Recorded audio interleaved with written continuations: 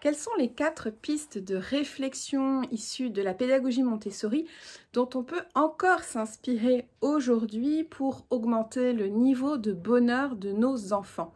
Comment est-ce qu'on peut justement mettre en place une approche qui va permettre à l'enfant de se sentir bien dans sa peau, bien dans ses émotions, bien dans son corps, bien dans sa tête? Bonjour et bienvenue dans cette vidéo, je suis Victoria d'Enfance Positive et aujourd'hui je vais vous parler justement des 4 pistes de réflexion de Maria Montessori qui sont encore valables aujourd'hui, qui sont encore très inspirantes pour aider les enfants à développer leur bien-être. Alors avant de vous donner ces 4 pistes, j'aimerais vous proposer de vous rendre dans la description de cette vidéo. Vous allez y trouver un lien vers mes emails quotidiens. Tous les jours, j'écris un mail à ma liste et la question du bonheur, du bien-être, tout simplement de l'enfant heureux, eh bien c'est un sujet que j'aborde très souvent justement dans mes emails parce que au final, entre nous, c'est quand même le plus important. N'hésitez pas aussi à liker la vidéo, à la partager et à vous abonner à la chaîne si le contenu vous plaît. Alors c'est parti, on y va pour les 4 pistes qui augmentent le niveau de bonheur de l'enfant inspiré de la pédagogie Montessori. La première piste que j'aimerais vous partager, et elle est vraiment accessible à tous et dans tous les contextes, c'est la liberté de mouvement. Alors la liberté de mouvement, c'est tout simplement le fait que les enfants peuvent, s'ils le veulent, circuler librement dans l'espace qui leur est attribué. Donc ça peut être dans la classe à l'école et puis à la maison bien évidemment. En fait, on le sait aujourd'hui, les enfants ne sont pas faits pour rester assis pendant 2 heures, 4 heures, 8 heures sur une chaise pour travailler. Et entre nous, l'adulte n'est pas plus fait pour ça que l'enfant. L'être humain, c'est un individu qui a besoin d'être dans le mouvement et qui a besoin de bouger. Et plus cet individu est jeune, et plus c'est le cas. Donc très très important de réfléchir à comment est-ce qu'on peut mettre le mouvement au cœur du quotidien de l'enfant. Alors en classe, il existe plein de solutions qui sont franchement pas cher, c'est un petit peu, j'en parlerai dans une autre vidéo, le principe de la classe flexible. Donc on peut par exemple proposer des ballons de yoga, des coussins de proprioception, on peut attacher au pied des chaises des élastiques pour que les pieds puissent travailler, on peut mettre des pédaliers, on peut proposer à l'enfant s'il le souhaite de s'asseoir par terre, de s'asseoir sur des coussins. Donc il y a plein de façons de faire et qui sont vraiment très abordables. Il y a aussi une façon toute simple pour les enfants qui ont besoin de bouger, c'est de faire des exercices en se déplaçant. Donc, privilégier le mouvement, de réfléchir à comment est-ce qu'on peut permettre aux enfants de bouger pendant qu'ils travaillent. On peut avoir l'impression que ça va le déconcentrer, mais en fait pas du tout, bien au contraire. Donc, privilégier les pauses régulières, permettre à l'enfant de se déplacer comme il le veut, de choisir sa place. Et puis de travailler en bougeant, vous allez voir que ça va énormément changer la façon dont finalement il va vivre le travail en question. La deuxième piste de Maria Montessori, c'est la liberté de choix. Alors la liberté de choix, elle est très importante dans la pédagogie Montessori. Ça ne veut pas dire que l'enfant fait ce qu'il veut. Ça, c'est souvent le retour un petit peu de certaines personnes. Ah bah oui, mais les enfants, de toute façon, à la pédagogie Montessori, ils font ce qu'ils veulent. Et je réponds toujours non, ils ne font pas ce qu'ils veulent, mais par contre, ils veulent ce qu'ils font. Profondément, ils veulent ce qu'ils sont en train de faire. Et ça, c'est très important d'offrir une marge de manœuvre, en fait, finalement, à l'enfant. Qu'il puisse avoir du choix dans ce qu'il est en train de faire pour qu'il soit acteur, tout simplement, de ce qu'il est en train de vivre. Le problème, c'est que bien souvent, les enfants sont beaucoup trop passifs dans leur quotidien.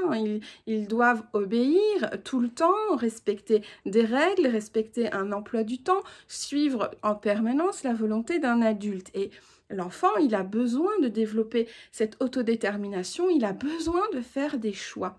Alors des choix qui peuvent, bien évidemment, en fonction du contexte, être des petits choix. Hein. Si vous êtes, par exemple, dans une classe de l'éducation nationale, il y a peut-être moins de possibilités de choix, mais pourtant, je peux vous assurer qu'il y en a quand même énormément. J'accompagne beaucoup d'enseignants justement de l'éducation nationale et je peux vous assurer que de 1, le programme n'est jamais le problème et que de 2, c'est tout à fait possible de transitionner vers une approche, on va dire, plus orientée Montessori ou pédagogie alternative en général. Donc, essayez de voir comment dans le quotidien de l'enfant, que ce soit le vôtre ou vos élèves ou les enfants avec lesquels vous travaillez, vous allez pouvoir implémenter un peu plus de choix. C'est très important et vous allez voir qu'automatiquement, vous aurez aussi des enfants plus motivés parce qu'ils veulent ce qu'ils sont en train de faire, des enfants qui sont aussi plus calmes, c'est-à-dire qu'ils ont moins besoin d'être toujours, entre guillemets, dans la rébellion. Ils ont fait un choix et ils sont libres d'ailleurs d'en changer. Mais il y a plus autant de confrontation avec l'adulte que lorsque c'est l'adulte qui, en permanence, est en train de choisir pour lui-même. Et ça, c'est très important de mettre en place finalement ce changement de regard dès le début. Donc, dès que l'enfant, il est tout petit, et ça va commencer quand l'enfant va vouloir naturellement, je ne sais pas moi, par exemple, choisir la tenue qu'il veut mettre, et bien d'être dans cette dynamique de laisser l'enfant faire quand même certains choix. La troisième piste de la pédagogie Montessori, c'est une vision différente de ce qu'on appelle la discipline. C'est-à-dire qu'on va être dans une optique de bienveillance. Bien évidemment, la pédagogie Montessori est une approche de la bienveillance. J'en parle beaucoup sur cette chaîne et j'ai déjà fait d'ailleurs des vidéos à ce sujet. Donc, je vous invite tout simplement à aller chercher ces vidéos-là, notamment dans la vidéo des 10 secrets de la bienveillance. J'en parle justement. Et ce qui est important ici, c'est de se dire que c'est pas parce qu'on est dans la bienveillance qu'il n'y a pas de règles. Ça n'a rien à voir avec la bienveillance. On serait plutôt dans, on va dire, du laxisme. Il y a des règles dans une classe Montessori. La pédagogie Montessori transmet des règles aux enfants. Si vous venez un jour dans une classe Montessori observer, vous allez même voir qu'il va y en avoir pas mal des règles, que en général ça étonne parce que on ne s'attendait pas à ce qu'il y en ait autant. Donc il y a quand même un certain nombre de règles.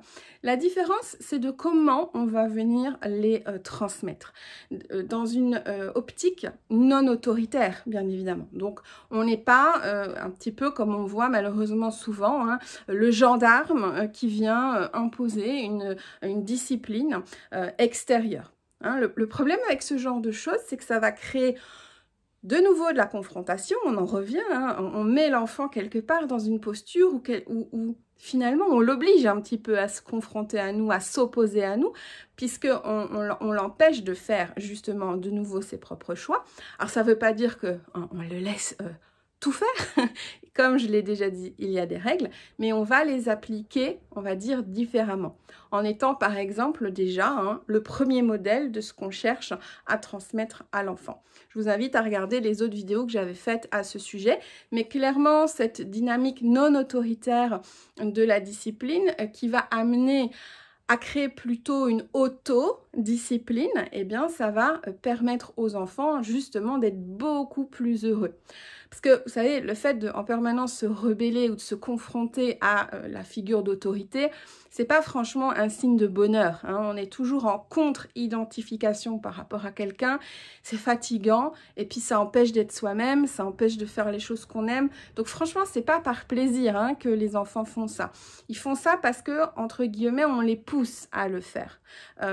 Comme j'aime à le dire, le comportement de l'enfant n'est jamais le problème.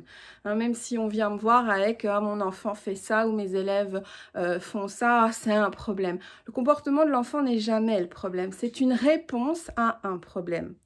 Et quand on essaye de changer déjà notre regard sur le comportement de l'enfant en se disant « Ok, là, ce comportement-là, il est difficile pour moi, mais c'est pas un problème, c'est une réponse à un problème. » Du coup, on va pouvoir voir les choses différemment et se dire « Ok, alors c'est quoi le problème au final? À quoi est-ce que l'enfant réagit ?» Et parfois, c'est à des choses que nous avons dites ou que nous avons faites. Alors, il ne s'agit pas de se culpabiliser. Ça, c'est souvent, je vois cette réaction-là. « Ah, mais tu culpabilises les gens. » Non, il ne s'agit pas de se culpabiliser. Il s'agit de tout simplement prendre conscience de ce qui se joue pour pouvoir changer les choses, justement. Mais bien souvent, c'est pas sur l'enfant ou chez l'enfant qu'il faut changer quelque chose, c'est dans notre façon de parler ou dans notre façon d'agir. Voilà, il ne s'agit pas de se culpabiliser, c'est juste d'accepter ce que Maria Montessori nous disait en termes de remise en question. Alors, je sais que c'est la partie moins, entre guillemets, glamour du truc, mais pourtant, pourtant, Maria Montessori nous le dit bien, hein, ce qu'elle transmet, son approche, c'est pas une méthode, c'est pas une recette de cuisine, c'est vraiment un changement de regard sur l'enfant, sur l'éducation, sur nous-mêmes, sur notre rôle. La quatrième piste de la pédagogie Montessori pour augmenter le niveau de bonheur des enfants, ça va être en lien, alors c'est une piste qui va peut-être vous étonner parce qu'on n'en parle pas en général dans ce contexte-là, eh bien c'est en lien avec les sens. En fait, la pédagogie Montessori propose beaucoup de matériel sensoriel. C'est tout simplement en lien avec le fait que Maria Montessori a observé et a compris, en tant que scientifique qu'elle était, que les enfants n'apprenaient pas comme nous les adultes. Voilà, c'est le scoop de l'année. Les enfants n'apprennent pas comme les adultes. Ils n'apprennent pas avec leur partie pensante du cerveau, hein, rationnelle, analytique, etc. Pas du tout. Ils apprennent de façon beaucoup plus sensorielle. La main est l'outil de l'intelligence. Maria Montessori a écrit cette belle phrase que je vous invite à mémoriser et un petit peu à penser, un petit peu à méditer. La main est l'outil de l'intelligence. Et donc, à partir de là, elle a créé toute une gamme de matériel sensoriel pour amener les apprentissages. Bon, bah ça, c'est très bien. Effectivement, on connaît la suite de l'histoire, ça a super bien fonctionné, ça a été le début de sa renommée, c'est, voilà, aujourd'hui, on connaît le matériel Montessori, c'est représentatif, effectivement, de cette démarche-là. Mais alors, j'ai envie de dire, il y a deux scoops, hein, encore, par rapport à ça. La première chose, c'est que c'est pas seulement lié à l'enfance, hein, le fait qu'on apprend mieux en faisant. Même nous, adultes, hein, il y a ce dicton qui dit « dis-moi et j'oublie » et « montre-moi et je retiens ». Donc aujourd'hui, même un adulte, si vous apprenez quelque chose, si vous êtes dans une démarche d'apprentissage, si vous mobilisez votre corps, scoop, ça va mieux rentrer. Bon, les enfants, c'est pareil. Mais au-delà des apprentissages, parce que je fais le lien avec le niveau de bonheur, je n'oublie pas où je veux en venir. Après cette vidéo, si vous ne l'avez jamais fait, je vous invite à faire une petite recherche sur YouTube pour chercher pas des témoignages, mais on va dire des immersions dans des classes Montessori, ou d'aller voir des extraits du Maître et l'enfant par exemple, mais d'autres vidéos également qui viennent filmer l'intérieur d'une classe. Et vous allez trouver un point commun dans toutes ces vidéos, c'est la sérénité, c'est le calme, c'est vraiment des environnements où l'ambiance, elle est sereine, elle est posée. Alors, je vous rassure, c'est pas magique, ça se fait pas comme ça se fait pas comme ça dès la première semaine, il y a tout un travail qui se fait par tout ce que je viens d'expliquer dans cette vidéo et notamment également par les sens. Parce qu'en fait, je me suis rendu compte d'une chose au fur et à mesure de ma pratique, c'est que ce soit les enfants dans ma classe ou les adultes dans mes formations, lorsqu'ils manipulent le matériel sensoriel, il y a une espèce de... une détente qui s'opère. Hein. On est presque en état de méditation. D'ailleurs, il y avait...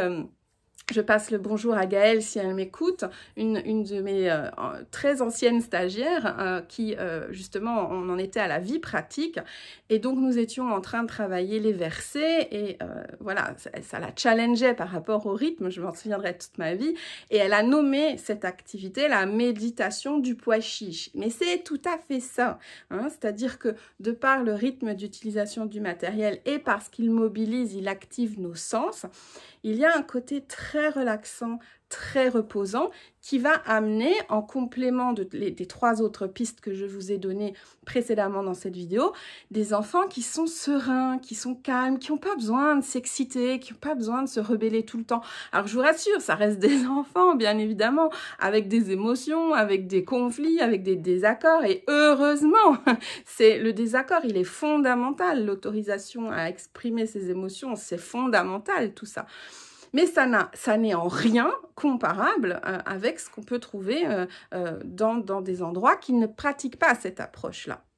Donc on a quand même globalement des enfants beaucoup plus sereins, beaucoup plus calmes, beaucoup plus apaisés, qui n'ont pas besoin de s'exciter ou de se rebeller en permanence pour montrer qu'ils existent, pour se défendre, etc., etc. C'est des enfants qui sont tout simplement bien. Et tout au long justement de ces expériences, je me suis rendu compte que c'était quand même un point commun, on va dire, entre toutes ces classes que j'allais visiter, ma classe, etc.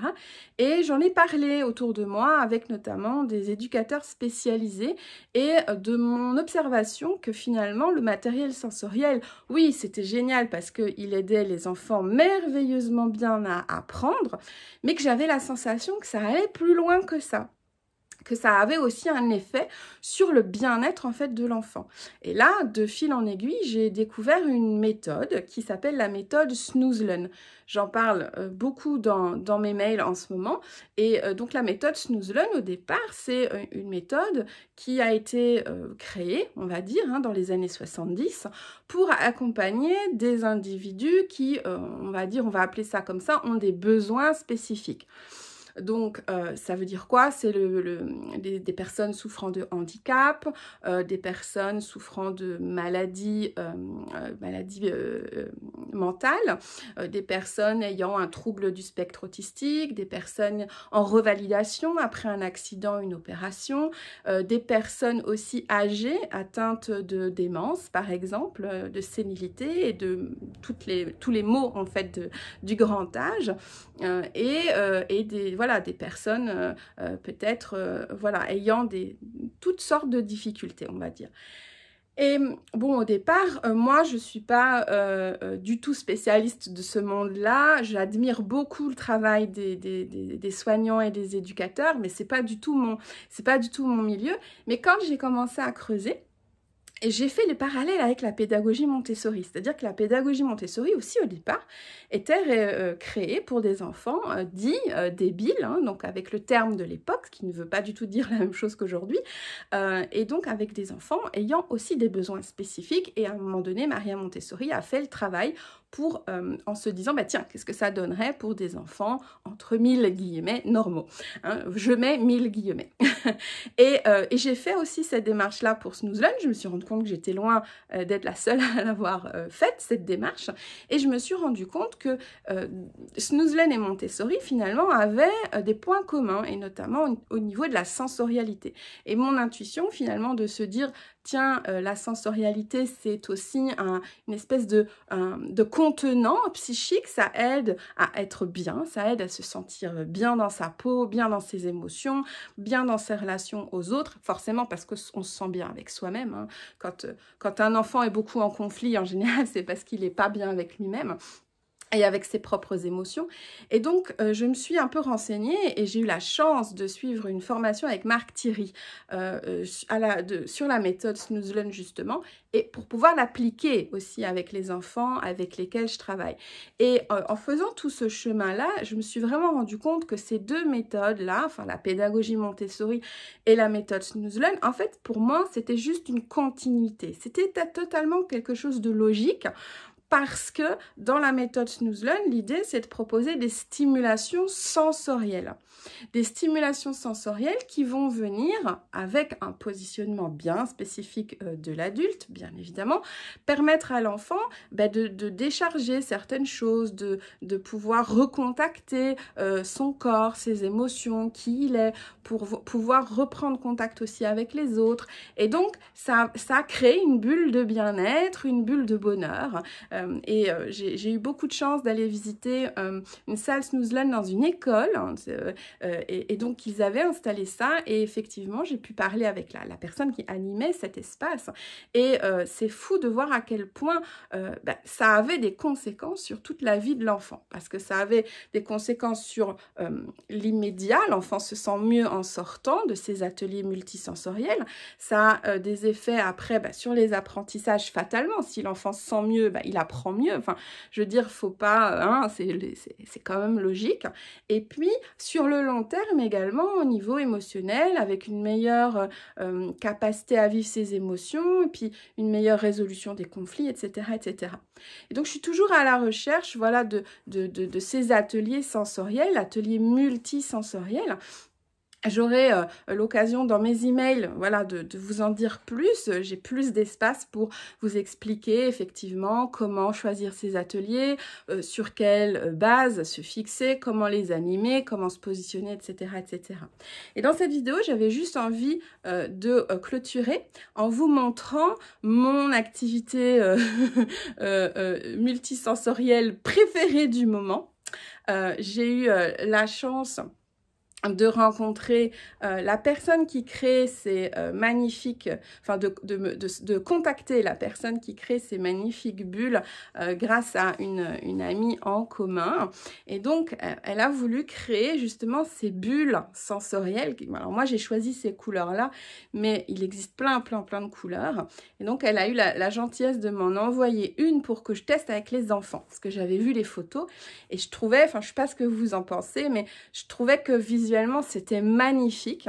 Et donc, j'étais curieuse tout simplement de l'accueil que les enfants avec lesquels je travaille allaient en faire, l'accueil que ma fille aussi, qui a 4 ans et demi, allait en faire. Et puis, au-delà de l'accueil, du plaisir de chipoter dans cette fausse fourrure, eh bien, de l'impact en fait que ça pouvait avoir. Et en fait, je me suis rendu compte que c'était un matériel que les enfants avaient vraiment adoré. C'est pour ça que je vous en parle aujourd'hui dans cette vidéo, que j'ai d'office donc dans ma classe et que les enfants adorent. Donc ils prennent en fait cette bulle, ils la coincent en fait entre leurs jambes et puis après ils vont venir alors passer leurs mains dans la fourrure. C'est aussi livré avec une petite brosse, donc ils peuvent la coiffer. Moi, personnellement, je tendance à la proposer plutôt sans, pour que justement les enfants puissent avoir le côté sensoriel.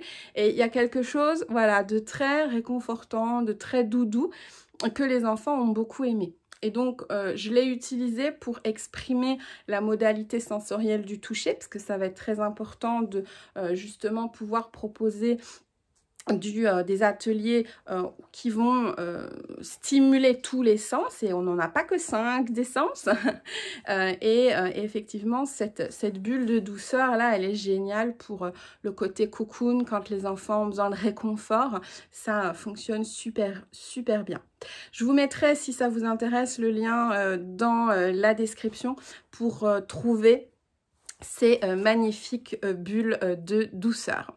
Voilà ce que je pouvais vous dire au niveau donc des 4 pistes de réflexion que la pédagogie Montessori nous offre pour augmenter le niveau de bonheur des enfants, pour les aider finalement à se développer personnellement. Je vais les résumer rapidement. Premièrement, liberté de mouvement. Deuxièmement, liberté de choix. Troisièmement, une discipline non autoritaire et bienveillante. Et quatrièmement, un enrichissement au niveau sensoriel, de façon à ce que justement les enfants puissent évacuer plein de choses. Ça va aussi aider pour leurs apprentissages, mais vous l'avez compris, c'était pas l'objectif de cette vidéo. Si vous avez des questions ou si vous avez envie que je développe l'un ou l'autre point de cette vidéo, n'hésitez pas à me le mentionner en commentaire. Et puis sinon, je vous dis à vendredi prochain pour la prochaine vidéo. Ciao, ciao!